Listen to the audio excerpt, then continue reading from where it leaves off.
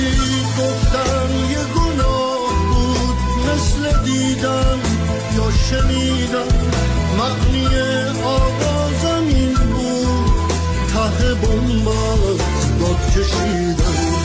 وقتی حتی توی خلوت فکر آزادی قفس بود، گفتنی ها رو میگفتیم اگه فرصت یه نفس بود.